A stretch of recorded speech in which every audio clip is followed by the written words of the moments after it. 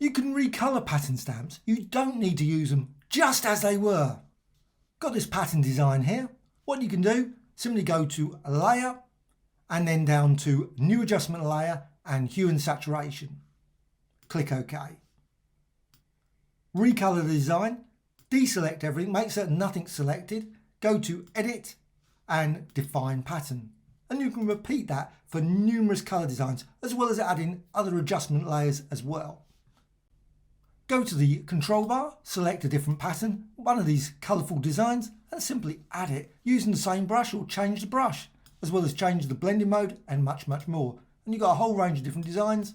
Simply add, and you can see now you've got a much more colourful pattern design using the same pattern, but just slightly different colour, avoiding the lack of a colour dynamics in the brush settings. Hope you found this tutorial of interest. A dislike or like, always appreciated. Thank you much.